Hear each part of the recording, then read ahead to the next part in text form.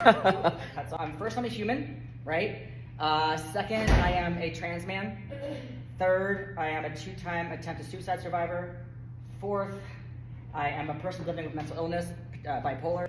And fifth, I'm a recovering drug addict, alcoholic, and a person with eating disorder. And then sixth, I'm also was formerly homeless. I click off all the boxes. Let's talk to you today about a couple different aspects of my story. I'll go through some of it, and then some of it I think that's more pertinent to law enforcement. I will focus more of that on. First and foremost, Sarah in the back of the room says this one thing, and it really vibes with me. And you guys are here to protect and serve, right? So I'm the and part. You know, no one signed up to do the and part, right? And I understand you all have huge workloads, and I want to acknowledge the fact that I'm really glad that you're here, taking the time, whether you liked it or not, to come out and hear what we have to say. Hopefully I resonate with somebody in the room. Anyways, it started out, I was from Orange County, California, and I was raised in an extremely homophobic and racist household. When I became right around 14, I started having serious bouts of depression and started realizing in hindsight that I might be gay. I didn't know any other world other than what my father told me, is that I'm gonna grow up, I'm gonna get married, I'm gonna become a lawyer or a doctor, and I'm gonna have 2 kids, 2 golden retrievers, and a white picket fence. And I didn't know anything else other than that. And so this is when I started acting up. I'm sorry? Was it an Asian household? No. Jewish. Same thing, right? Yeah.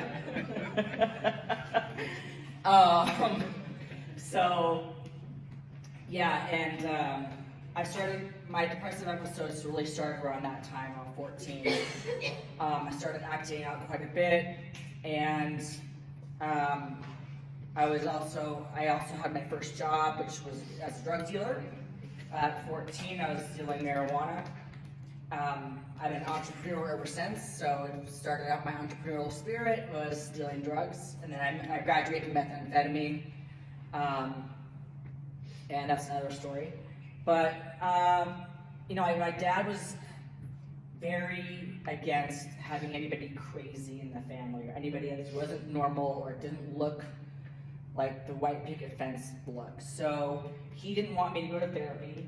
He didn't want that stigma associated with him because he's an attorney, you know, and a narcissist. So he told my mom I can go to therapy so long as she paid cash, no insurance is involved, we don't talk about it at all. And I was severely depressed, and they put me on medication. The guy tells me I'm bipolar. My dad, I go back to my father, he's like, no, you're not bipolar, you're not crazy, you're not taking that medication. So I go back to the doctor, like, hey, I'm not bipolar, what else can we do?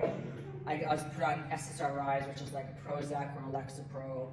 And for someone with bipolar disorder, that doesn't really work. It can actually exacerbate the highs and exacerbate the lows. So my first suicide attempt was right around that time, about 14 or 15 years old. And that was my first time institutionalized, and this is in California. I've been institutionalized, I don't even know how many times, 3, maybe 4 times. 2 of them were on a 5150, which I believe out here is legal 2000. So my first interaction with law enforcement was around that time, at 14 years old. My mom had called the police, it was the Orange County Sheriff's Department, and they wore, I think, the same colors that the Sheriff's Department out here, the green and the tan, right?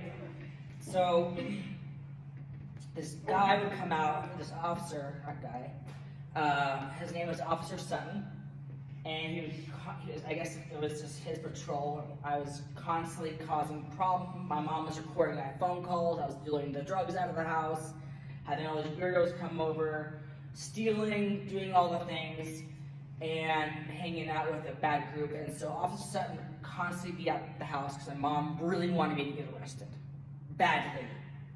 And he'd come out and, you know, kind of chow me, and I would see his car, and I would run, patrol car, and I would run from him. I'd run. I was 14 years old, mind you. I looked like a Barbie at the time, okay? I had long blonde hair, right? And I looked like the quintessential little Orange County girl. So one time I see his cruiser coming around the corner, and I'm like, oh, fuck. So I start, you know, booking it. He comes over his loudspeaker's like, Tori. He's like, look, don't make me get out of the car and run in my pickle suit.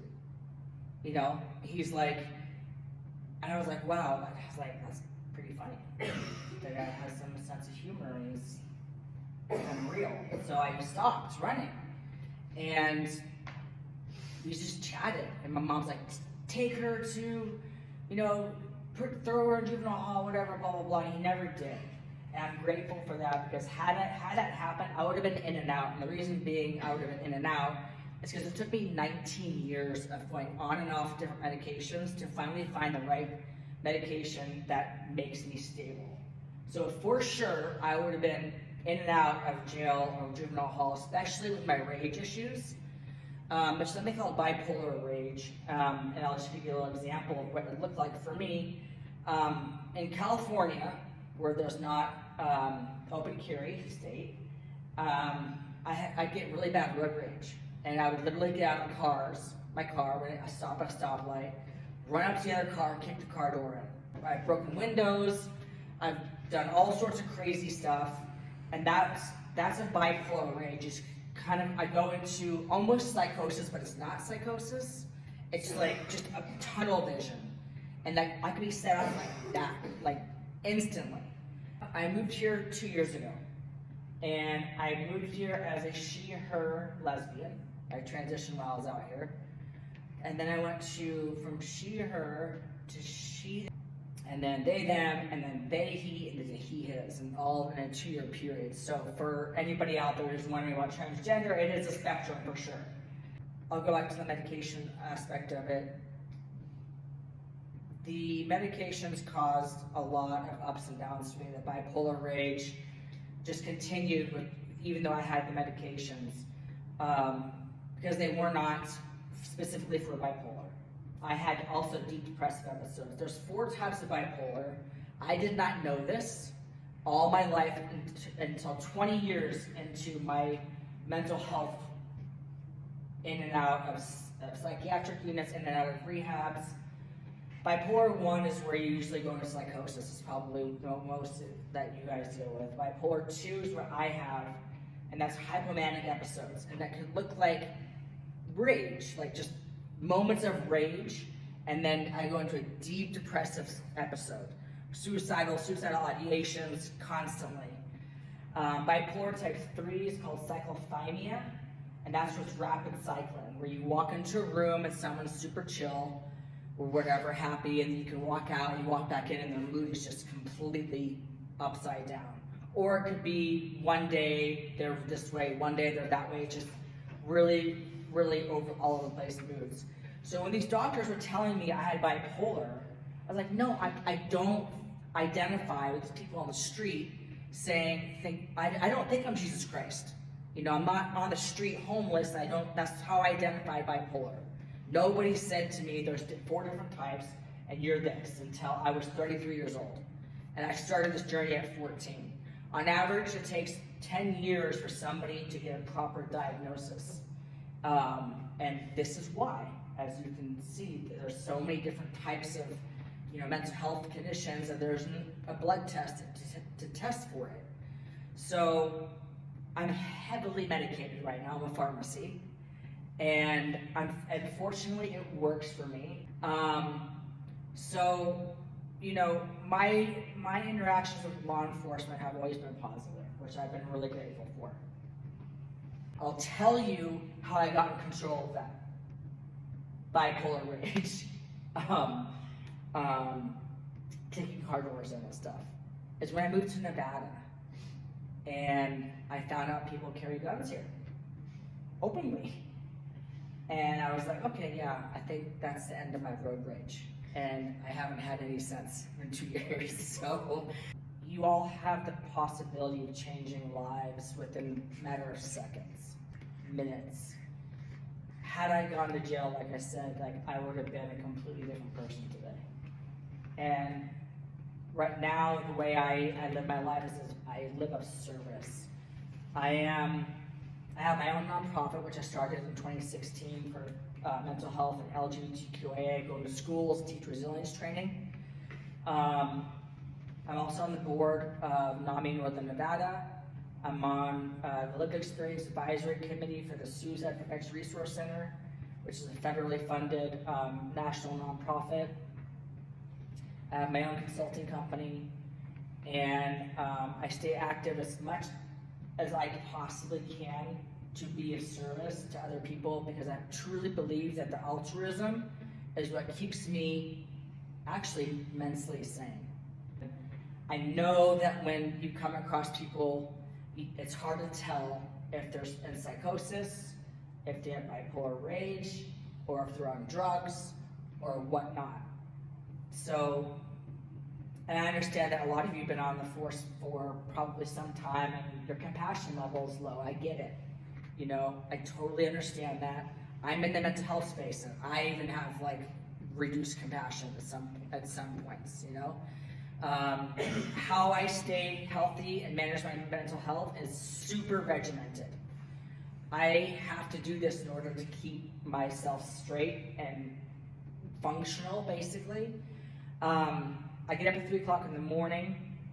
I go for a run. I start running at 4, or I lift at 4, and then I'll run in the afternoon. Either way, I work out twice a day. Then I get to work around 7. Do a lot of nonprofit stuff, do a lot of just work in general, and then I take my dog for a walk in the afternoon, try to get to sleep around 8 o'clock. If I don't get enough sleep, it affects my mood significantly, and my rage issues. So I try to take the best care of myself as I possibly can. And it's super important that people do that with mental illness, and that's all I got. Thank you.